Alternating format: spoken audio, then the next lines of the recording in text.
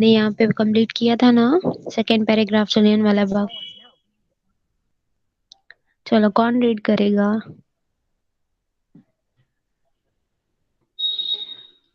Boys कौन read करेगा?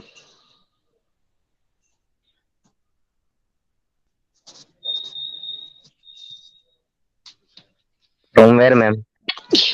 Sorry, हे भगवान, sorry guys. Yes you can read it बेटा। अच्छा आप कहाँ से रीड करोगे पता है आपको? No, ma'am. That's what I am asking. Okay, you can read from first picture है ना, उसके नीचे जो छोटा सा पैराग्राफ है ना 6 लाइंस का। From the machine gun. Sorry. From the machine gun, there were high walls on four sides. उधर से यस यस यस, उधर से ही, मतलब 2 लाइन हो गई है बट नो इश्यूज, आप रीड कर लो, एक रीजन हो जाएगा कि हम लोगों ने ये खत्म किया था ऐसे। Okay, ma'am. There were high walls on 4 sides of Bagh, वहां से रीड कर लो। There were high walls on four sides of the bag. In the middle was an unused well, and the only way out being narrow. A number of people lost their lives in the firing. According to the government report, 879 people died and 1,200 injured. As per the committee appointed by the Congress, 1,000 people had died in the firing. Inter Commission in, investigated the case on behalf of the British government. Defended General general uh, Dyer. yes, General Dyer. The okay commission. Okay okay, stop stop या। चलो, हमने last पढ़ा था जलियांवाला बाग मसक्र, ठीक है। जलियांवाला बाग में जो लड़ाई हुई थी, जिसमें बहुत सारे लोग मारे गए थे, इवन मतलब बेकसूर लोग, तो बहुत बच्चे भी थे, बूढ़े भी थे, एंड इवन टीनेजर्स भी थे, यंगस्टर भी थे, ठीक है। तो वो जलियांवाला बाग में हमने पढ़ा था कि वो लोग, ऊपर फर्स्ट पैराग्राफ में हमने पढ़ा था कि जलियांवाला बाग क्या कहाँ है, अमृतसर में है, वो कैसा है, ठीक है। और कौन उस पे अटैक करा था, तो अंग्रेजों के जो जनरल ऑर्डिनल डायर थे, उन्होंने जैसे ही हमारे लोगों ने वहां पे नारे लगाए तो उन्होंने क्या किया, उनको वार्निंग दी, और वार्निंग देने के बाद उन्होंने फायरिंग और मशीन गन से हम हमला करना स्टार्ट कर दिया। नाउ अब जलियांवाला बाग एक्चुअली में है क्या, तो जलियांवाला बाग क्या है, there was a high wall on 4 side, मतलब Jallianwala Bagh one type of round circle garden जैसा होता है ना, वैसे है, बट गार्डन में हम निकल सकते हैं। अब जलियांवाला बाग में चारों साइड से मतलब ऐसे वॉल्स है, ठीक है। तो उसके आने और जाने का एक ही रास्ता है। There was a high wall on 4 sides of the बाग।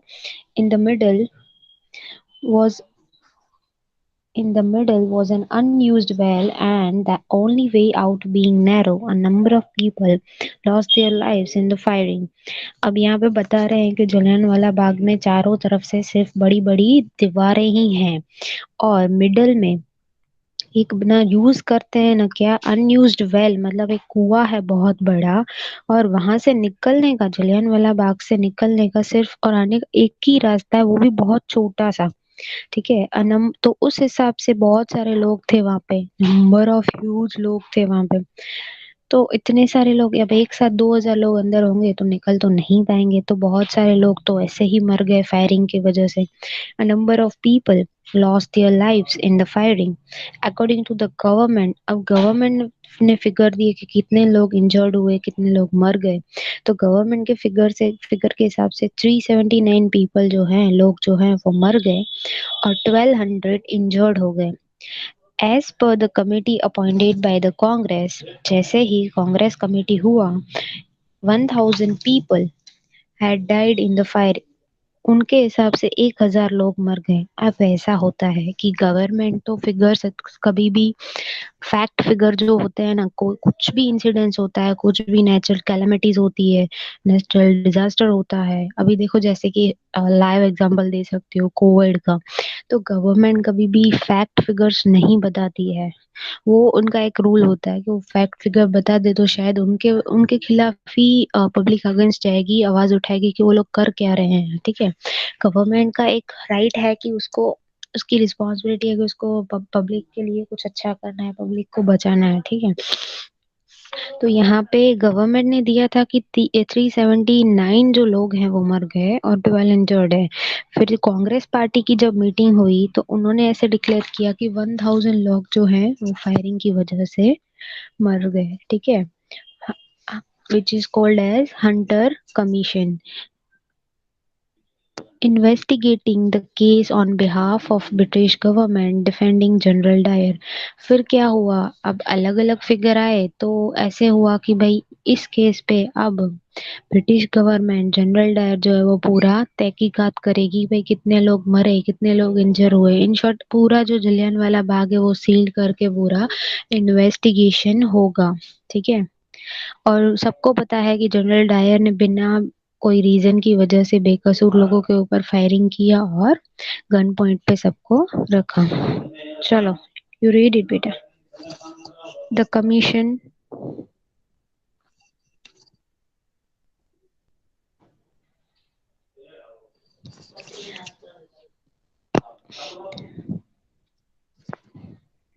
क्या हुआ, नहीं मिला का?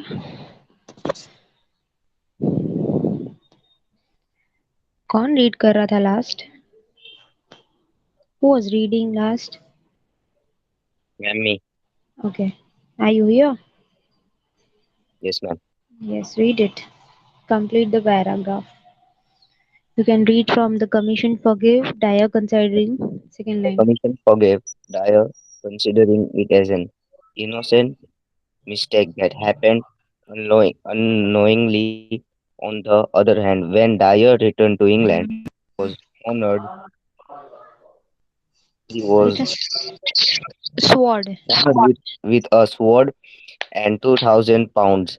Indians got a terrible shock because of this. After this inhuman act, Gandhiji's faith toward the British was completely lost. This event played an important role in uniting the whole nation. This tragedy This tragedy became became the ground for the future non-cooperation movement. Okay, great. चलो, अब आगे investigation हो रही थी जैसे ही जलियांवाला बाग में, तो उसके आगे क्या दिया, जो कमिश्नर है, जो कमिश्नर है उसने क्या किया कि he forgive the Dyer considering it is an innocent mistake that happened unknowingly. ठीक है, अब जनरल डायर जो थे, या नाम था ऑर्डिनल डायर। ठीक है, जो जनरल डायर थे तो उन्होंने क्या किया, उन्होंने तो जानबूझ के चलाया था ना, रीजन नहीं था झगड़ा करने के लिए। जैसे वो लोग हमारे हमारे साइड के इंडियन जो लोग हैं, हमारे देश के भारतवासी जो हैं, वो लोग नारा लगा रहे थे। तो जनरल डायर ने क्या किया, ऑर्डिनल डायर ने जानबूझ के फायरिंग करवाया, जानबूझ के मशीन गन चलवाया, गोलियां चलवाई। फिर भी कमिश्नर ने क्या किया पता है, उसको फॉरगिव कर लिया, मतलब उसको छोड़ दिया और रीजन ऐसा बताया कि ये इनोसेंट है और मतलब जानबूझ के ऐसी कोई मिस्टेक नहीं की है, बिना जाने ऐसी मिस्टेक इनसे हो गई है। तो ये तो गलत है ना, क्योंकि वो ब्रिटिशर्स हैं, उनके रूल्स चलते हैं यहाँ पे, उनका शासन चलता है। तब के सेंचुरी में, 19 सेंचुरी तक ब्रिटिशर का रूल ही चलता था। तो उसने जनरल ऑर्डिनल डायर को छोड़ दिया और रीजन ये दिखाया कि भाई अननोइंगली ये हुआ है। अननोइंगली उनको ऐसा कुछ था नहीं, मतलब इंटेंशनली नहीं किया है। ठीक है, चाहे करके इन लोगों ने ऐसा कुछ नहीं किया है। On the other hand when Dyer return to England, फिर वो इंडिया से इंग्लैंड आया, ऑर्डिनल डायर। ऑफ कोर्स ये इंडिया आया था तभी तो जलियांवाला बाग में इतनी मतलब लड़ाई हुई। फिर वो जैसे ही छूट गया तो वो इंडिया से वापस इंग्लैंड चला गया। जैसे ही वो इंग्लैंड में आया, he was honoured with sword and 2000 pounds. अब वहां के लोगों को पता चल गया था कि जलियांवाला बाग में लड़ाई हुई है और ऑर्डिनल डायर ने इतने सारे लोगों को मरवा दिया है। ठीक है, फन फायरिंग और मशीन गन के और गोलियों के थ्रू। तो इंग्लैंड पहुंच के जैसे ही वो इंग्लैंड पहुंचे तो उनको इस बात के लिए कि उन्होंने भारतवासियों को मार डाला, इस बात के लिए उनको अवार्ड मिला और 2000 पाउंड्स इन कैश भी मिला। बोल, Indian got a terrible shock because of this. तो जब इंडियंस को पता चला, हमारे देश के लोगों को, मतलब जो भी बड़े बड़े लीडर हैं जैसे कि गांधी जी, फिर दूसरे बहुत जितने भी लीडर्स थे, सबको, इवन पब्लिक को ऐसा लगा कि ये तो बहुत गलत बात है। उन सबको ऐसा शॉक लगा कि यहाँ पे हमारे लोग मर गए हैं। उसने जानबूझ के इतना सब कुछ किया कि हमारे यहाँ पे इतने सारे लोग इंजर्ड हुए, मर गए। और इंग्लैंड जाने के बाद एक तो छोड़ दिया उसको, इंग्लैंड जाने के बाद उसको वहां पे इस बात का अवार्ड मिल रहा है और पैसे भी मिल रहे हैं। After this inhuman act, Gandhiji's faith towards the British was completely lost. अब ये जो चीज हुई, इनह्यूमन एक्ट मतलब क्या, मतलब इंसानियत जैसी कोई चीज नहीं, ठीक है। तो गांधी जी जो है उसका ट्रस्ट, मतलब गांधी जी को ऐसे लगा कि अब तो उनका, मतलब ऐसे बोलते हैं ना हम लोग कि मगज गया। तो गांधी जी को इतना, मतलब उस पे जो थोड़ा बहुत भी ट्रस्ट था ना ब्रिटिशर पे कि नहीं, बात करके वो सॉल्व कर सकते हैं किसी भी इशू को, ऐसा कुछ नहीं है। गांधी जी का जो पूरा पूरा ट्रस्ट था वो ब्रिटिशर से चला गया कि भाई ये लोग तो कुछ भी कर सकते हैं। This event played an important role in uniting the whole nation. अब ये जो जलियांवाला बाग का जो मतलब जलियांवाला बाग का जो किस्सा है वो आज तक भी जाना जाता है, इसीलिए it was an important role in uniting the whole nation. मतलब अब उनको पता चल गया पूरे इंडिया को भी, ब्रिटिशर बिना वजह भी हमारे लोगों को मार के चले गए, छूट गए, फिर वहां पे उनको अवार्ड दिया जा रहा है। अब उनको समझ में आया कि भाई इंग्लैंड के लोग तो भारत देश पे कब्जा करना ही चाहते हैं और ऐसे कहीं भी आके किसी भी तरह से बिना मतलब मारना भी उनको मार भी सकते हैं। इसीलिए अब ये जो पॉइंट ऑफ व्यू हुआ तो यहाँ पे इंडिया के लोग एकजुट होने के लिए रेडी हो गए, ठीक है। This This tragedy became the ground for the future non-cooperation movement. अब ये जो ट्रेजेडी हुआ वो ऐसे दिखा रहे हैं कि इन फ्यूचर भी इस ट्रेजेडी को याद किया जाएगा। और भारत देश में जो, मतलब तब जब जलियांवाला बाग में लोग आए थे तब उनके बीच में इतनी कोऑपरेशन कम्युनिकेशन नहीं हुई थी। अब आगे अगर वो लोग कभी भी ब्रिटिशर्स के सामने आएंगे तो एकजुट होके पूरा प्लानिंग करके कोऑपरेटिव होके आएंगे, ठीक है, कम्युनिकेटिंग करके आएंगे। तो ये एक ऐसा ट्रेजेडी है जो हमेशा इनको याद रहेगा। Okay boys, any doubt in Jallianwala Bagh? No, ma'am. Okay, No, man.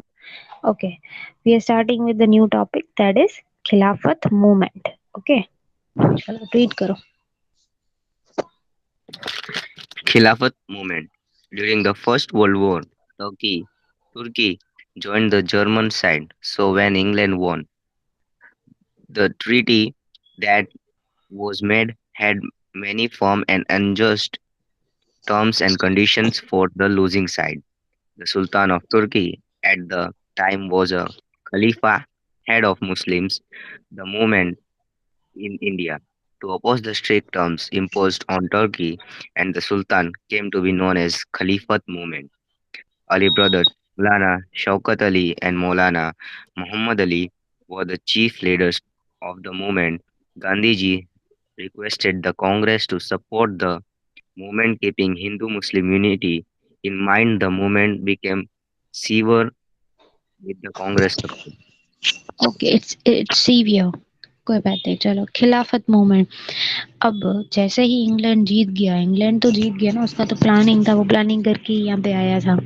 तो during the first world war Turkey join the German side. अब तुर्की का जो देश है वो जर्मन के देश के साथ, मतलब जर्मन लोगों के साथ, जर्मनी के साथ मतलब मिल गया। So when England won, the treaty that was made had many firm and unjust terms and conditions for the losing side. अब जब इंग्लैंड जीत ही गया है तो सारे देशों को पता चल गया कि इंग्लैंड भारत देश के सामने जीत गया। तो भारत देश हार गया, जो कि वो प्लानिंग के बिना खड़ा था और बिना रीजन इंग्लैंड के जनरल डायर ने क्या किया था, गोलियां चला दी थी। तो अब जबकि शासन अभी भी अंग्रेजों के यहाँ पे रूल्स तो चलते ही थे, आजाद तो हुआ नहीं था देश, ठीक है। तो उन्होंने क्या किया, बहुत सारे ऐसे टर्म्स कंडीशन और मतलब अनजस्ट, मतलब जो जस्टिफिकेशन मतलब क्या, कि भाई उसे बोलते हैं ना भाई कोर्ट में, मतलब बेगुनाही बेगुनाही के जैसे रूल्स वगैरह सब बंद कर दिए। मतलब उन्होंने वैसे टर्म्स कंडीशन डाले कि भारतवासी जो हैं न न वो टर्म्स कंडीशन, मतलब ये उनको ये टर्म्स कंडीशन फॉलो करने की, और जस्टिस जैसा कुछ भारत देश में लॉ में उन्होंने रहने ही नहीं दिया। मतलब जैसे ही ये इंग्लैंड को ये बात पता चली कि अब इंडिया हार चुकी है, तो नो डाउट कि अब हार चुकी है तो अंग्रेजों का शासन ज्यादा पावरफुल हो गया। ठीक है। तो उन्होंने क्या किया, उन्होंने एक नए मतलब उन्होंने आके अपना टर्म्स अपना कंडीशन लूजिंग साइड, मतलब क्या, हमारे साइड की तरफ इतने सारे रूल्स रेगुलेशन डाल दिए कि मतलब हम लोग उसको चाह कर भी तोड़ नहीं सकते। अगर तोड़ देंगे तो डर लगेगा कि ये लोग वापस हमको, मतलब हमारे भारतवासियों को, हमारे लोगों के ऊपर बिना रीजन कुछ भी कर सकते हैं। The Sultan of Turkey at that time was a Khalifa, head of Muslims. अब टर्की जो है, तो टर्की शहर का जो सुल्तान था उसका नाम था खलीफा, जो मुस्लिम्स कम्युनिटी के हेड थे। ठीक है। The movement in India to oppose the strict terms imposed on Turkey and the Sultan came to known as Khilafat movement. अब जैसे ही इंग्लैंड ने तुर्की को तुर्की में इंग्लैंड के बारे में पता चला कि इंग्लैंड ने भारत देश के ऊपर हमला किया है, तो जो इंडिया में मूवमेंट्स हो रही थी, मतलब इंग्लैंड जैसे लड़ रहा था उसके साथ, उसके सामने टर्म्स कंडीशन रूल्स लगा रहा था, तो ये सारी चीजें ऑपोजिट, मतलब तुर्की इंग्लैंड के साथ न रहकर इंडिया के लोगों के साथ रहकर उनकी भलाई करने के लिए, उनको आजादी दिलाने के लिए तुर्की ने क्या किया, तुर्की के सुल्तान जो है खलीफा सॉरी, तो वो सुल्तान ने एक खिलाफत मूवमेंट बनाया जिसमें वो स्ट्रिक्ट टर्म्स डाल सके। ठीक है। मतलब वो ऐसी प्लानिंग कर सके कि रूल्स तोड़े भी ना तो भी इंग्लैंड के लोगों को पता ना चले। ठीक है। All brothers Maulana sorry Ali brothers Maulana Shaukat Ali and Maulana Muhammad Ali were the chief leaders of the movement. अब जैसे ही टर्की के सुल्तान कौन थे, तो भाई खलीफा, तो उन्होंने एक खलीफत मूवमेंट बनाया जिसमें वो इंडिया के लोगों की हेल्प कर सके वहां से। तो अली ब्रदर्स जो है, मतलब वो भी टर्की से ही थे। अली ब्रदर्स का नाम था मौलाना शौकत अली एंड मौलाना मोहम्मद अली। वो दोनों इस मूवमेंट के सबसे बड़े लीडर थे, दो लीडर थे जो लीड कर रहे थे, जो सारे डिसीजंस ले रहे थे। And now Gandhi ji requested the Congress to support the movement.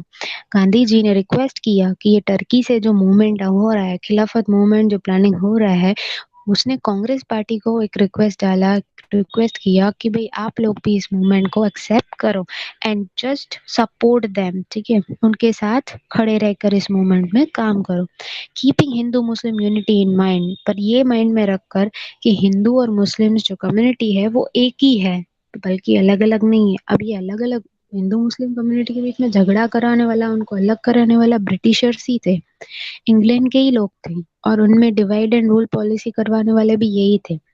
तो गांधी जी ने एक सेंटेंस दिया, पहले तो रिक्वेस्ट की कांग्रेस पार्टी को कि भाई प्लीज सपोर्ट द खिलाफत मूवमेंट, एंड दूसरा कि दिमाग में ये रख के खिलाफत मूवमेंट में प्लानिंग और एक्टिविटीज करना, जो भी आपको चीजें करनी है for the safer side of people of India, कि वे हिंदू मुस्लिम आर यूनिटी। ठीक है। हिंदू मुस्लिम कम्युनिटी एक ही है।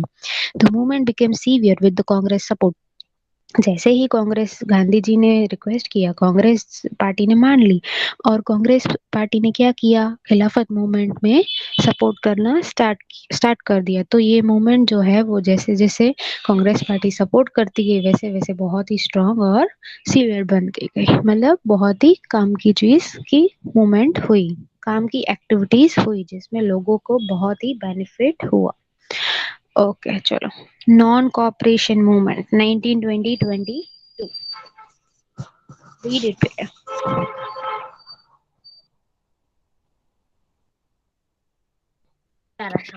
Ma'am, should I read? Yes read it. Non-cooperation movement 1920-22. The Nagpur Conference gave the approval to non-cooperation movement. December 1920. Now the Congress made a strong demand for independence of India, Swarajya instead of self-government, Swa- Swashasan, Swashasan under the rule of the British Empire. Okay. Now, first we read Jallianwala Bagh. Then we discuss about the Khilafat movement. Now we're discussing about non-cooperation movement जो 1920-22 में हुआ था. अब हम जो ये lesson पढ़ रहे हैं ना वो सब 19 सेंचुरी की ही बात हो रही है, जब हमको आज़ादी नहीं मिली थी. We got an freedom in which year? कौन से साल में हमको आज़ादी मिली थी? भारत देश को कौन से ईयर में आज़ादी मिली थी बॉयज? मे बी आपको इतना तो पता ही होगा. 1947. Yes yes. तो हम ये पूरा चैप्टर पढ़ेंगे ना तो इसमें 1947 के पहले आजादी के लिए क्या क्या हुआ था वो हर साल की यहाँ पे जानकारी दी गई है. ठीक है. Now we are reading about non cooperation movement. The Nagpur Conference gave the approval to non-cooperation movement December 1920. ठीक है. अब नॉन कॉपरेशन मतलब क्या? ये एक मूवमेंट है जिसमें मतलब अलग अलग टाइप की एक्टिविटीज की गई थी. ये बहुत शॉर्ट में दिया है यहाँ पे सिर्फ 5 लाइन में, but it was really a big movement. जब रजिस्टर होता है ना तो बहुत बड़ी मूवमेंट्स होती है. तो हमको तो जितना दिया है यहाँ पे हम वही नहीं पढ़ेंगे सिलेबस में. The Nag the Nagpur conference give approval. अब क्या है कि भाई नॉन कॉपरेशन मूवमेंट स्टार्ट तो कर दिया, डिक्लेयर तो कर दिया, लेकिन सब लोग एक्सेप्ट भी तो कर पाए ना. तो नागपुर कॉन्फ्रेंस में मीटिंग हुई तो तब क्या हुआ कि नागपुर में जो कॉन्फ्रेंस थी वहां पे नॉन कॉपरेशन मूवमेंट हुआ था सबसे पहले. तो वो दिसंबर 1920 में उन लोगों ने अप्रूव किया. Then, now the Congress made a strong demand for independence of India, that is Swarajya, instead of self-government, that is Swashasan, under the rule of British Empire. अब नॉन कॉपरेशन करने का मूवमेंट का यही मतलब था कि they did not follow, they did not cooperate the British rule. ठीक है. वो लोग फॉलो नहीं करेंगे रूल्स रेगुलेशन, वो ब्रिटिश गवर्नमेंट के कोई भी टर्म्स कंडीशन रूल्स रेगुलेशन को कोई भी रूल्स रेगुलेशन में कोऑपरेट नहीं करेंगे. तो सबसे अप्रूव हुआ. फिर उसके बाद कांग्रेस ने क्या किया, डिमांड की. अब ये जैसे ही मूवमेंट अप्रूवल हुआ तो कांग्रेस पार्टी ने लोगों को लेके, you can see the pictures, ऐसे रैली निकाली, स्ट्राइक की. तो उन लोगों ने से डिमांड किया है भाई हमारे हमारे देश की आजादी हमें चाहिए. We need and demand, they demanded for independence of India, उसको बोलते हैं स्वराज्य, इंस्टेड ऑफ सेल्फ गवर्नमेंट. मतलब क्या कि भाई ये लोग बोल रहे थे कि भाई हमें, आप लोग ऐसे बोलोगे कि आपको मतलब गवर्नमेंट हमारी आजादी दे रहे हैं लेकिन गवर्नमेंट ब्रिटिशर्स की, तो ऐसा नहीं चलेगा. हमारी ही गवर्नमेंट, हमारा ही हुकूमत, हमें हमारा देश ही अलग करना है, हमें हमारे देश की ही आजादी चाहिए. ठीक है. Under the rule of the British empire, मतलब अंग्रेजों का, ब्रिटिशर्स का जो शासन था, एम्पायर था, ब्रिटिशर्स के शासन से हमको हमारा देश आजाद करना ही है. उसके लिए उन्होंने डिमांड की और नॉन कॉपरेशन मूवमेंट बनाया. चलो, constructive constructive aspect.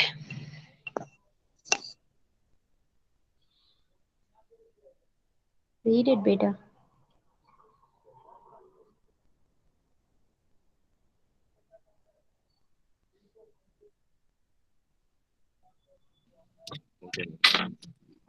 Constructive aspect. In the positive aspect of the movement was Hindu-Muslim unity to be strengthened, insistence on using Swadeshi articles, revival of spinning wheels in every house, collection of 1 crore rupees for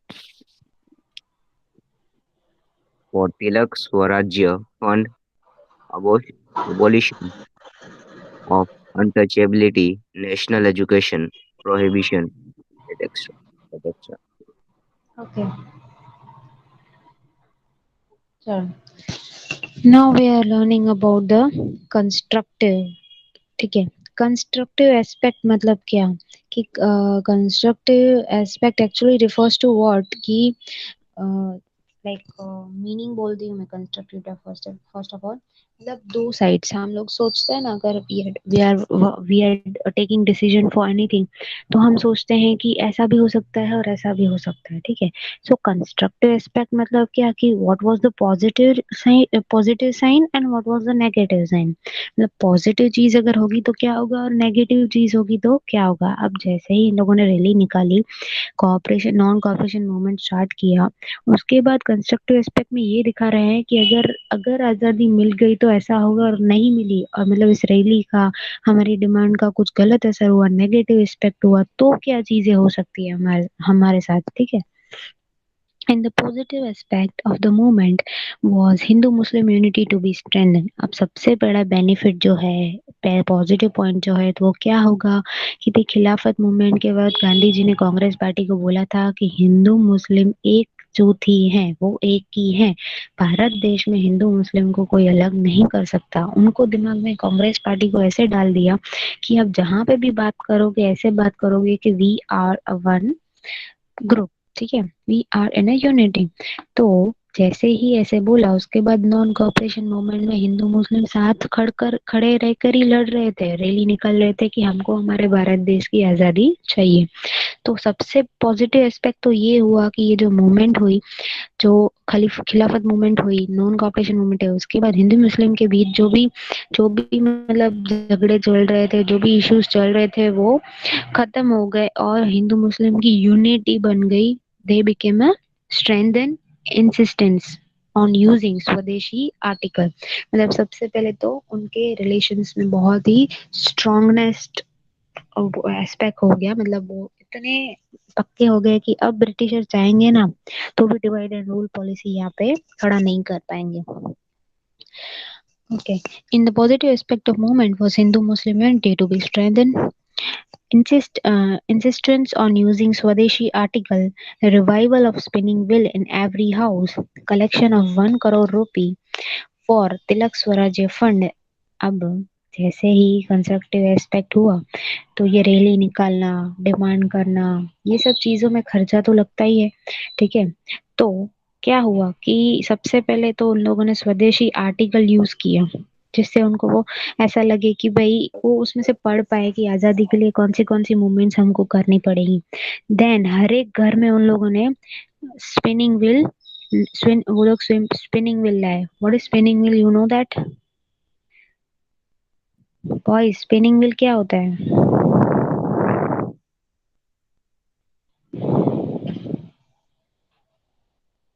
आपको पता है cottage industry जब start हुई मतलब 19 century के बाद ऐसे कोई कॉटेज इंडस्ट्री नहीं थी कॉटन इंडस्ट्रीज नहीं थी स्मॉल कॉटेज इंडस्ट्रीज नहीं थी तब क्या करते थे वो लोग ऐसा स्पिनिंग व्हील मतलब साइकिल पे ऐसा स्पिनिंग व्हील जैसा मशीन था जिसमें से खादी बनती थी पूरा रू का प्रोसेस होके उसमें से खादी बनती थी कुछ ऐसा कुछ देखा है कहीं पे आपने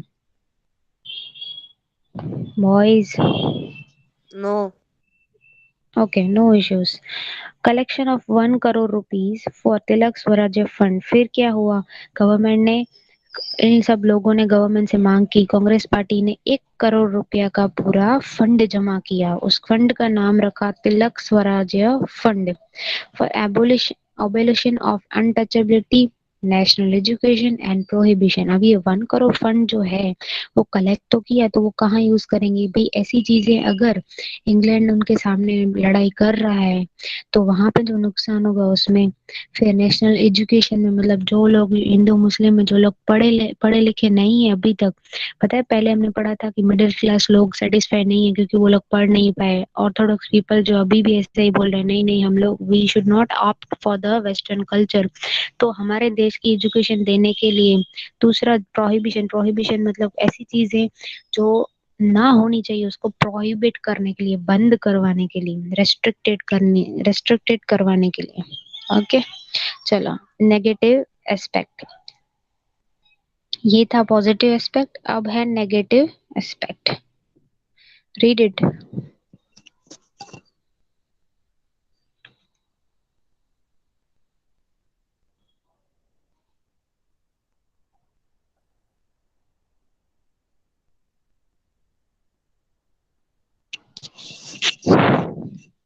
Are you here, beta?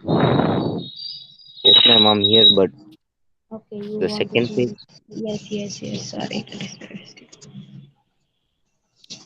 negative aspect. The negative aspect consisted of giving up government jobs, government school, colleges, boycott legislators, resign from government courts, local self-government, boycott foreign cloth and other articles, government functions, titles, etc. Etcetera okay what is negative aspect तो अब negative aspect क्या हो सकता है अब negative aspect consisting of giving up of government jobs मतलब negative aspect में बहुत सारी चीजें हो सकती हैं कि जो लोग एक्चुअली जॉब कर रहे थे that was in government jobs वो चली जाएं गवर्नमेंट स्कूल कॉलेजेस बंद हो जाएं बॉयकॉट लेजिस्लेचर बॉयकॉट मतलब फॉरेन की चीजें यहाँ पे आने आने लगे ठीक है अगर अगर भारत देश अंग्रेजों के शासन से आजाद नहीं हुआ ये सारी चीजें करके तो उसका नेगेटिव इफेक्ट क्या होगा नेगेटिव असर क्या होगी ये चीजें यहाँ पे दिखाई गई हैं कि ऐसी कौन सी चीजें हैं कौन सी मतलब डिपार्टमेंट्स हैं कौन से नंबर ऑफ पीपल्स हैं जिनको ये बहुत इफेक्ट करेगा तो सबसे पहले है भाई गवर्नमेंट जॉब्स वाले जो बंदे ब्रिटिशर्स गवर्नमेंट मतलब ब्रिटिशर्स का ही शासन चलता था लेकिन वहां पे जो जॉब करते थे उन लोगों को निकाल दिया जाएगा गवर्नमेंट स्कूल कॉलेजेस जो बनाई थी वो बंद हो जाएगी बॉयकॉट लेजिस्लेचर मतलब क्या हमने पढ़ा था बॉयकॉट और इंडिजिनियस गुड्स मतलब बॉयकॉट मतलब फॉरेन फॉरेन की चीजें सब कुछ फॉरेन का कल्चर इंडिजिनियस गुड्स मतलब स्वदेशी हमारे भारत देश का तो अगर ये लोग हार गए अगर भारत देश आजाद नहीं हो पाया तो वापस से बॉयकॉट लेजिस्लेचर मूवमेंट अप्लाई होगी रिजाइन फ्रॉम गवर्नमेंट कोर्ट्स जो गवर्नमेंट कोर्ट्स में है वहां से लोगों को रिजाइन करवा देंगे लोकल सेल्फ गवर्नमेंट और foreign cloth and other articles government function title etcetera मतलब ये लोग क्या बोल रहे हैं कि सारी फॉरेन की चीजें आएंगी जहां जहां यहाँ हमारे देश के लोग काम कर रहे हैं वहां सारे ब्रिटिशर्स के बंदे इंग्लैंड के बंदे ही काम करेंगे बहुत सारे आर्टिकल पब्लिश होंगे गवर्नमेंट फंक्शंस चेंज हो जाएंगे ठीक है और बॉयकॉट फॉरेन क्लोथ ही हमको पहनने पड़ेंगे मतलब बाहर के क्लोथ ही यहाँ पे आएंगे स्पिनिंग व्हील मतलब मैंने आपको बोला खादी बनाने की एक तरीका होता था पुराने जमाने में मशीन्स नहीं होती थी you can search on Google अगर है तो मैं अभी आपको फोटोज दिखा देती हूँ और गूगल पे मिल ही जाएगा you can search from Google spinning wheel machines for to prepare khadi मतलब यान से कपड़ा बनता है तो वो जो रूह है उसको पूरा प्रोसेस करके कपड़ा बनता था जो भारत देश में पहले पहले स्टार्ट किया था और घर घर में स्टार्ट किया था इन लोगों ने लेकिन ये लोग बोल रहे हैं कि अगर हम लोग आज़ादी नहीं ले पाए तो ये भी बंद हो जाएगा और फॉरेन से ही मतलब जो क्लोथ है मतलब जो कपड़े हैं वो फॉरेन से ही यहाँ पे इंपोर्ट करने पड़ेंगे मतलब यहाँ पे भारत देश में फॉरेन की ही चीजें आएंगी फॉरेन के ही कपड़े आएंगे और वो क्या होता है कि लाइक अगर एक कोई कपड़ा तब के जमाने में 100 रुपए भी ज्यादा थे 100 रुपए में मिलता है तो अगर वो फॉरेन से आता है इंग्लैंड के लोग यहाँ पे बेचते हैं तो उसका प्राइस बढ़ जाता है ठीक है और कंपलसरी वही यहाँ पे मिलता है this was a negative aspect negative चीजें जो होने वाली थी we learn a positive aspect constructive aspect में हमने सारे पॉजिटिव एस्पेक्ट पढ़े कि भाई क्या क्या हो सकता है उसमें दो तीन चीजें ऐसी थी कि भाई हम लोग ये अभी सेफर साइड के लिए कर रहे हैं तिलक स्वराज फंड में एक करोड़ रुपया डाल रहे हैं ठीक है फिर उसके सामने नेगेटिव एस्पेक्ट पढ़ा हमने अब program programs for non cooperation movement ऊपर हमने नॉन कॉपरेशन मूवमेंट बनाया था मैंने तभी बोला था कि ये बहुत ही शॉर्ट पैराग्राफ दिया गया है बल्कि नॉन कॉपरेशन मूवमेंट में तो बहुत कुछ इन लोगों ने बहुत एक्टिविटीज की थी बहुत सारी चीजें हुई थी तो अब ये दिया गया है कि नॉन कॉपरेशन मूवमेंट में ऐसे कौन से प्रोग्राम ऐसे कौन सी एक्टिविटीज हुई to take a freedom from our British for our Indians from British government so read it bit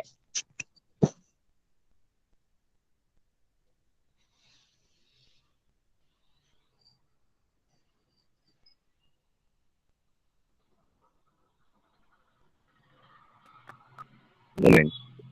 In the beginning of the movement, Mahatma Gandhi and Rabindranath Tagore surrendered their titles, Kaisar-e-Hind and Knighthood honor, respectively. Other leaders of the nation also gave up their titles and positions. Students left English schools and colleges.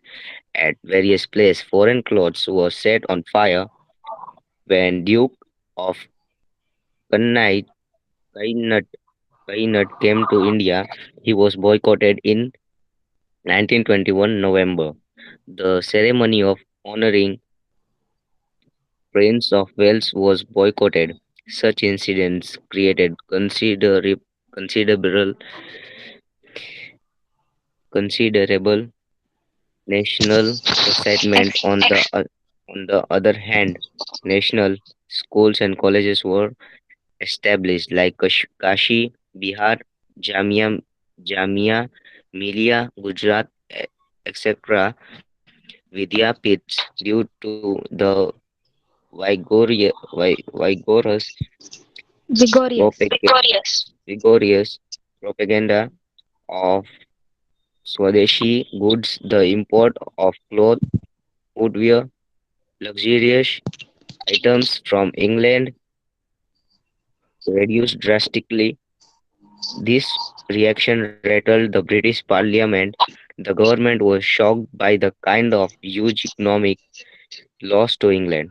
Okay, stop. अब non cooperation movement था, उसमें क्या क्या चीजें हुई थी, ठीक है। तो इन द बिगनिंग, सबसे पहले in the beginning of this movement, Mahatma Gandhi ji और Rabindranath Tagore surrender their title Kaiser Hind and knighthood honour respectively. सबसे पहले तो महात्मा गांधी और रविंद्रनाथ टैगोर को अवार्ड मिले थे, एक टाइटल मिला था उनको, ऐसे बोलते हैं ना, मतलब जो बड़े बड़े अवार्ड मिलते हैं। तो उन्होंने केसरी हिंद जो टाइटल था अपना, और रविंद्रनाथ टैगोर का नाइटहुड ऑनर, वो दोनों उन्होंने सरेंडर मतलब छोड़ दिया, मतलब वो आम पब्लिक में आ गए, क्योंकि अब उनको भारत देश को आजाद करवाना था। तो उन्होंने ऐसे ऐसे एक्टिविटी फैलाई, ऐसे ऐसे मूवमेंट्स फैलाए, जिससे वो आजाद आराम से इंग्लैंड के लोगों को नीचा दिखा सके, उनको पीछे छोड़ सके, उनके खिलाफ खड़े रह सके और उनसे आजादी पा सके। Other leaders of the nation also give up their titles and positions. मतलब मैंने बोला कि आर्मी के जो बड़े बड़े मैनेजर है, डीवाई मैनेजर है, और जैसे कि हमारे भारत देश में जो भी बड़े बड़े लीडर थे, कांग्रेस पार्टी के, भाजपा पार्टी के, गांधी जी, रविंद्रनाथ टैगोर, इन सब ने अपनी पोजीशन सरेंडर करके, अपने अवार्ड्स, अपने टाइटल्स सरेंडर करके, मतलब छोड़ के वो लोग आम पब्लिक में आ गए। मतलब उन्होंने ये सरेंडर कर दिया। जब अगर किसी की कोई पोस्ट होती है, लाइक अगर आप सबके कोई इतनी अच्छी पोस्ट है बड़ी कंपनी में, और आप सरेंडर कर रहे हो, मतलब आप अपनी इच्छा से उसको छोड़ रहे हो, ठीक है। तो उन सब ने अपना अपनी अपनी पोजीशंस, अपने अपने टाइटल्स सरेंडर कर दिए। Students left English schools and college. अब ये लोग क्या कर रहे थे पता है? भारत देश के लोगों ने ये प्लान किया था नॉन कॉपरेशन मूवमेंट में, कि जो भी चीजें इंग्लैंड ने हमको प्रोवाइड की हैं, जैसे कि job, school, colleges, gardens, books, ये सारी चीजें हम खुद ही छोड़ दें। We should not cooperate with the England facilities, England activities. अगर हम कोऑपरेट करना छोड़ देंगे तो शायद अंग्रेजों को बहुत ही लॉस होगा और एक धक्का लग जाएगा, और इससे क्या होगा कि लड़ाई में हम लोग उनसे आगे बढ़ सकते हैं, उनके आगे खड़े रह सकते हैं, ठीक है। तो सबसे पहले तो गांधी जी और रविंद्रनाथ टैगोर ने सरेंडर कर दिया। फिर दूसरे जितने भी लीडर्स थे हमारे देश के, उन सब ने भी गिव अप कर लिया, अपनी अपनी पोजीशंस छोड़ दी, क्योंकि शासन अंग्रेजों का था। तो उन्होंने, मतलब सैलरी तो वही देते थे, सब करते तो वही थे, लेकिन अब जैसे वो लोग चाहते ही नहीं थे कि भारत देश आजाद हो, तो ये हमारे देशवासियों को पसंद नहीं आया। फिर स्टूडेंट्स ने क्या किया, इंग्लिश कॉलेज और इंग्लिश स्कूल्स भी छोड़ दिए। At various place foreign clothes were set on a fire. मतलब बहुत बहुत जगह पे तो क्या हुआ कि फॉरेन से जो क्लोथ्स आते थे, जो गुड्स आती थी, उनका बहिष्कार किया गया। बहिष्कार मतलब क्या, कि we should not use them, और दूसरा उनको जला दिया गया। तो यहाँ पे लिखा है at various place foreign clothes were set on fire when Duke of Connaught came into India. He was boycotted 1921 on November The ceremony of honoring Prince of Wales were boycotted. मतलब कि वेल्स के मतलब कैनात के जो Prince थे मतलब जो राजा थे वो यहाँ आने वाले थे तो आ भी गए 1921 में नवंबर के मंथ में उन वहाँ पे एक बहुत बड़ी सेरेमनी रखी गई थी उनको ऑनर करने के लिए मतलब उनको सम्मान देने के लिए बहुत ही बड़ा फंक्शन रखा गया था इंडिया में तो सारे लोगों ने क्या किया उनको बॉयकॉट मतलब क्या कि किसी ने उनका सम्मान किया ही नहीं Prince was not actually boycott was not actually honoring but he was a boycotted due to the Indian peoples मतलब उनको बहुत ही बेइज्जत किया गया उनका सम्मान नहीं किया गया उल्टा वो आए थे सम्मान लेने के लिए लेकिन उनको बेइज्जत करके जाने दिया such incidents created considerably national excitement हमारे देश के लिए तो ये तो बड़ा बहुत बड़ा ये इंसिडेंट जो सारे हो रहे थे वो बहुत एक्साइटेड हो रहे थे अच्छे हो रहे थे लेकिन दूसरी side on the other hand national schools and colleges were established like Kashi, Bihar, Jamia Millia, Gujarat Vidyapit, etc. Due to the vigorous propaganda for Swadeshi goods, the import of cloth, footwear,